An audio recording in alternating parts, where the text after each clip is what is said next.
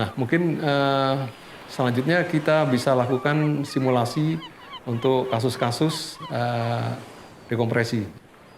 Mungkin yang kita ambil contoh kasus dekompresi tipe 1, kemudian kita lanjutkan juga dengan NWO, nitrogen washout. Para pekerja selam ataupun penyelam yang mengalami dekompresi, baik tipe 1 ataupun tipe 2, biasanya kalau di RSUD masuknya lewat UGD. Kemudian di UGD dilakukan pemeriksaan oleh dokter yang sudah terlatih hiperbarik. Kemudian di anamnesa, dari anamnesa kita akan dapatkan riwayat penyelaman dan profil dari penyelaman itu kita akan tahu. Ya. Berapa lama dia bottom time-nya, berapa lama surface intervalnya, penyelaman kedua, ketiga, dan seterusnya berapa lama kita akan lihat profil penyelamannya. Dari situ kita sudah bisa memperkirakan kemungkinan terjadinya penyakit akibat penyelaman, baik itu tipe 1 ataupun tipe 2. Setelah itu dilakukan pemeriksaan fisik. Pemeriksaan fisiknya biasa pemeriksaan standar jantung, paru, dan kekuatan otot ya. Umumnya yang membedakan antara DCS tipe 1 dan tipe 2 adalah kekuatan ototnya. Bedanya kalau penyelam yang mengalami DCS tipe 1 yang dominan adalah nyeri daripada sendi-sendi, baik sendi bahu, sendi lutut, dan tulang-tulang panjang. Kekuatan ototnya cukup bagus ya. Kalau DCS tipe 2 kekuatan ototnya sudah jauh berkurang ya. Jadi umumnya kalau gangguannya di daerah lumbal maka akan terjadi paraplegi atau paraparesis ya. Kekuatan ototnya berkurang, tetapi kekuatan tangannya akan cukup bagus. Nah, ini adalah membedakan antara tipe 1 dan tipe 2. Setelah itu kita sudah memastikan diagnosanya, seandainya korbannya adalah tipe 1, maka yang dominan adalah nyeri sendi dan tulang panjang. Kemudian setelah pemeriksaan fisik selesai dilakukan, maka dilakukan pemeriksaan toraks foto. Ya. Jadi pasiennya di ronsen, toraks foto, setelah hasilnya keluar, kita periksa toraks fotonya, kalau oke, baru pasiennya dibawa masuk ke ruang hyperbaric chamber. Umumnya kalau pasien DCS tipe 1, pasiennya masih bisa jalan sendiri. Ya. Kecuali kalau DCS tipe 2 yang mengalami paraplegi, pasiennya harus ditandu atau bukan masukkan ke stretcher ya. Kalau DCS tipe 1 bisa jalan sendiri, dia akan bisa masuk ke ruang hiperbarik sendiri. Nah, sebelum masuk ke ruang hiperbarik, tentunya kita lakukan pengamanan.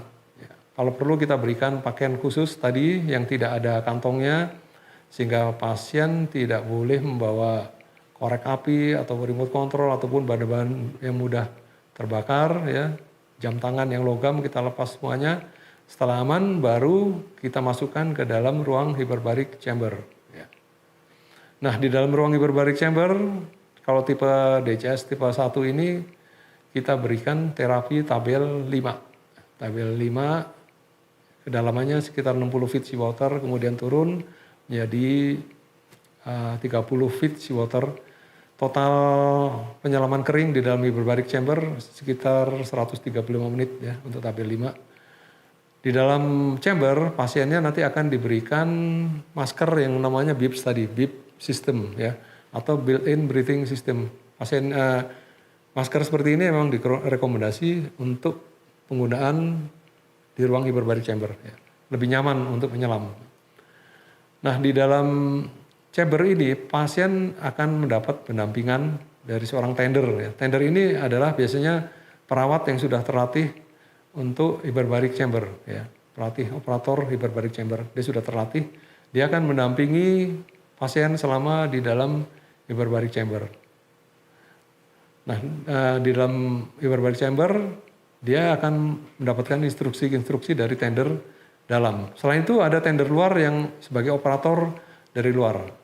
Bisa dilakukan komunikasi lewat daripada alat komunikasi hyperbaric chamber tadi, pakai AMCOM ya, dilakukan komunikasi.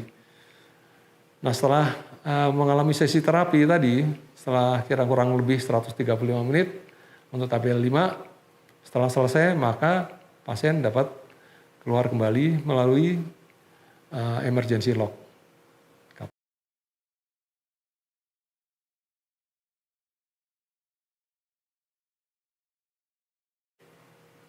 Untuk penyelam-penyelaman yang sudah melakukan prosedur dengan benar, tetap dianjurkan sebaiknya setelah menyelam melakukan nitrogen washout atau NWO.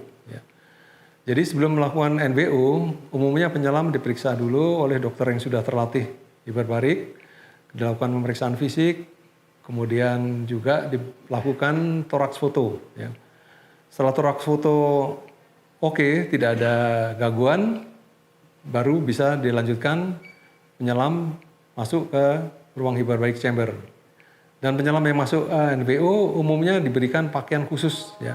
Pakaian khusus ini adalah mirip seperti pakaian petugas UGD, ya. Tidak ada sakunya. Jadi penyelam yang masuk tidak boleh membawa bahan-bahan yang mudah terbakar, seperti remote control, apalagi korek api, rokok, kemudian juga bahan-bahan logam seperti jam tangan yang ada logam, sebaiknya dilepas saja ya, supaya tidak akan terjadi percikan api di dalam ruang hiperbarik chamber. Jadi pakaian ini adalah sifatnya untuk mencegah terjadinya kebakaran di ruang hiperbarik chamber.